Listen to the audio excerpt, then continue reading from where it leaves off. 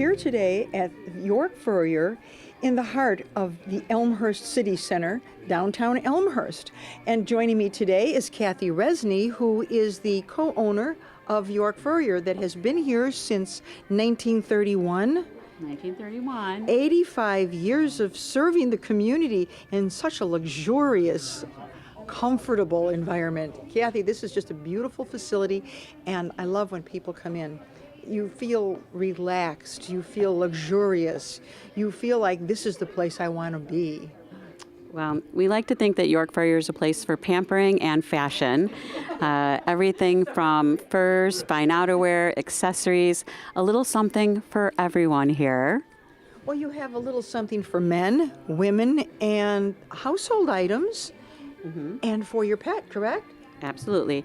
So we can do anything from innovative designer creations, and we have a whole list of name-dropping, Zach Posen, Michael Kors, Zonda Rhodes, Monique Lullier, Badgley Mishka, and then we also do our own York signature styles, innovative, classic, but with a twist kind of a piece, but our own pieces for you in different lines, mink, sheared beaver, sheared mink, etc.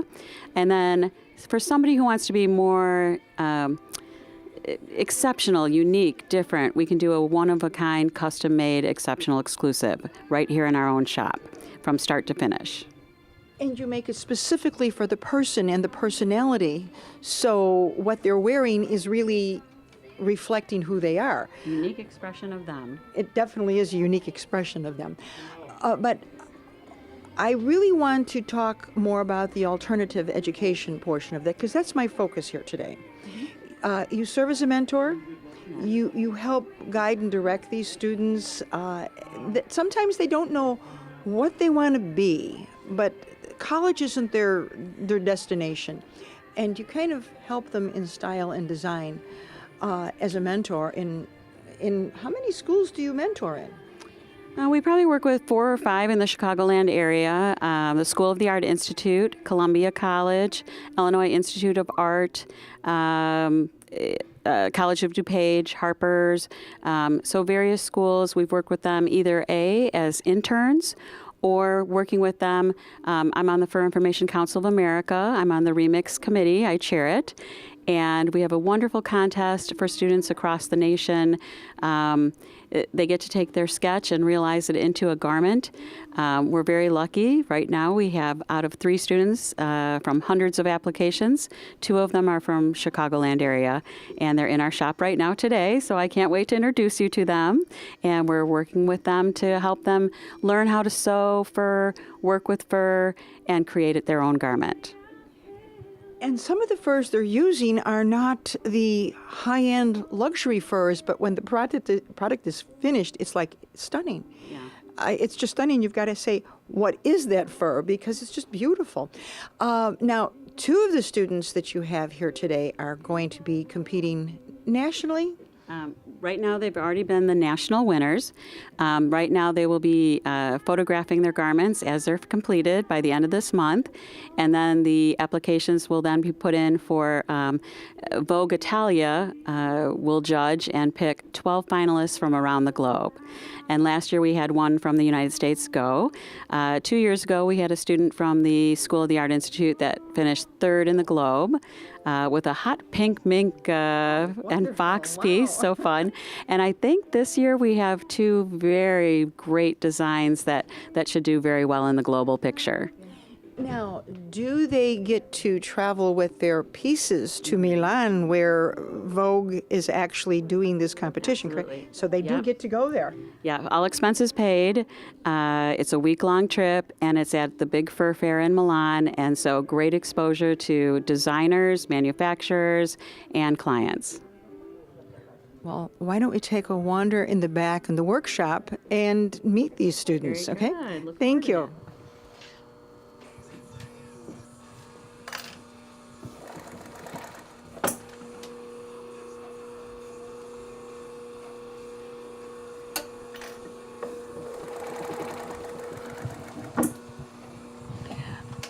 we're here. I'm sorry, Cole, we're interrupting you, but we're here with Cole, who is an intern here at York Furrier, correct? That's correct, yeah.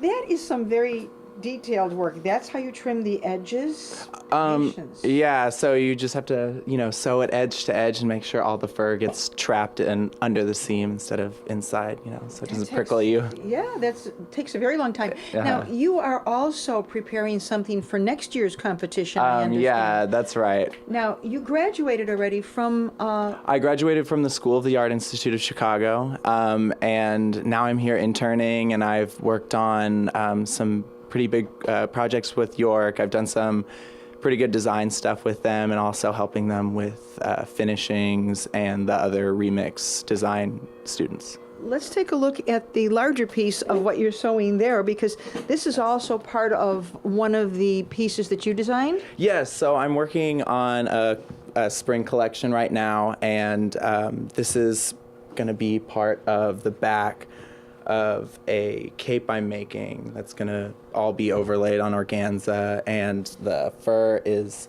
this beautiful red shaved rabbit in this lattice pattern. Is this Rex rabbit? Yeah. This is Rex rabbit, Yeah. which is just a beautiful fur. It's When so you say soft, rabbit, yeah. it's not a shedding fur It's at not all. just, it's not just It's rabbit. it's just a beautiful, beautiful fur. Now, let me ask you this. You took on an alternative type of education. Yeah. Did you know where you wanted to go when you were in high school? I thought I knew where I wanted to go. I didn't start in fashion. I started in illustration. So the School of the Art Institute of Chicago was really good for me because they didn't make me choose a major, and they kind of their philosophy is like you can build your own major and you can take the classes you think you need. So I started in illustration, then I decided maybe I should take some sculpture classes and work more 3D, and then that's when I learned how to sew. So then I started taking fashion classes my sophomore year, and I fell in love, and I also hate it as well. Because you have to have that relationship with it. You have to have a love-hate relationship to do something with yeah, a real passion. exactly. Well, you obviously do beautiful work. Thank you so much. We wish you well, and now we're going to talk to two young ladies who are maybe a year or two behind you. Yeah, that's right. All right, thank you so much. Well, thank you for talking to us. Have a good one. Kathy, I know we just talked with Cole, but I know he's working on a unique piece with you. One of a kind, super custom piece. The woman had an idea of something that she wanted. So Cole actually sketched the whole pattern out. It's in tarja design. So you're inlaying one color within another color. And he had to intricately do the pattern in that matching colors and shapes and sizes together. Very, very intricate, very long and involved, and the pattern pieces are all tiny and little. It's going to be spectacular. Well, Cole looks like he really loves what he does. And he loves it and hates it, as he said. So he does it with a passion. Well, passion's good. That's a very good thing. Fiery. We're going to go talk to Danielle and Carolina right now. Beautiful. Well, we're in the other workshop here, and we're going to meet with Danielle over here. Danielle is also working on a piece for competition, correct? Yes. Now, your piece is right here. Can we just move it up just a little bit? It's on wheels, correct? Oh, yeah. Let's move it up a little, because I do want the audience to see. What is this going to be? And I want to see the back of this. Oh, yeah. Okay, I we can turn it this around. Okay. All right. So here. Danielle, what is this for? This is a wild red fox fur. Okay. And I've made this piece along with 3 other looks completed. This is look 1 for the Remix International Fur Design Competition. You are in that competition, and Yes. you're one of the finalists. Yes, I'm one of 3 U.S. finalists for this competition. I'm so excited for you. Now, you're making what looks like a 3/4 stroller length coat. This is a cape, and it Oh, it's a actually, yeah, cape. it Oh. separates. So there are hooks and eyes here that open. Now- This dress form is a little larger than my model size, so the vest is supposed to Okay, close right. But in this- the front. Oh. So it's a 2-piece, and it goes with, I don't have them on me right now, but I have lambskin leather shorts that have strips of beaver applique on the front. Oh, now that's unique. Now wait, the other thing is, don't you have to model what you create? It doesn't fit me. I have a model that wears them, and I just photographed them last night. So the photos will be edited tonight and sent in tomorrow morning for the competition. Oh, how exciting! How exciting! Now, I just spoke with Cole about alternative education. Where did you go to high school? Oh, I went to high school at Tarbut Vitora Community Day in Irvine, California. Okay. And from there, I'm now going to college at SAIC, School of the Art Institute of Chicago. And Cole and I both took the same fur class together with Liat Smistad. And I entered into the competition through her. She had applications for Remix. And the same week I found out about Remix, we went to the, I think it's ILO, International Luxury Outerwear show, or exhibition, rather. And I met Charlie Ross, who's the U.S. ambassador and head of management and sustainability for the company Saga Furs. And he invited me to go to an award winner seminar at the Saga Design Center right just outside of Copenhagen in Denmark. So that was really exciting. Hence the story begins and the interest begins. So I can see how you became interested. Were you always interested in design? I was always interested in design at a young age, but when I entered into School of the Art Institute, I actually went in as a drawer, painter, illustrator, then worked with sculptural wearable pieces in fiber material arts department. And then I moved into the fashion department electives because I was working with wearables. So I started with corsetry, then moved on to the fur course, also with Liat, and lingerie, sculptural headwear, and those are kind of the things that I do. So, And it kind of all starts falling together in the picture. yeah. Well, we certainly wish you well. Thank you. And thank you very much for showing us the cape. Yeah. Beautiful. I think we have to turn this around one Yes, more of time. course. It is beautiful. The design in the back of this is beautiful. Beautiful line, and it's a red fox. Beautiful design. I almost left Danielle, and I saw a couple of more beautiful pieces. You're submitting 3 pieces, not Yeah. just the. Yeah, I mentioned very briefly, but this is the first look that I made the sketch for to send in to the FICA, the For Information Council. And so they require that you make 2 additional looks to make a 3-look mini collection. And so these 2 skirts and a leather corset and a leather V-neck top, those are like the bases for the other 2 looks. And then I have some accompanying accessories. Now, this is what fur here? This is different a- than the fox that you Yes, have there. this is a Saga Gold Fox.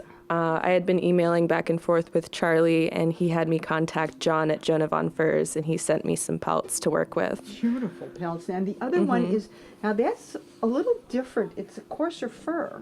Yes, this skirt has the Saga Gold Fox with the cutting technique that I developed at the Saga Design Center with beaver fur down the center, and the back has a lambskin with a zipper. Very unique. I'm glad I saw these before we left. Well, again, thank you and good luck to Of you. course, thank you. And now we're going to talk with Carolina.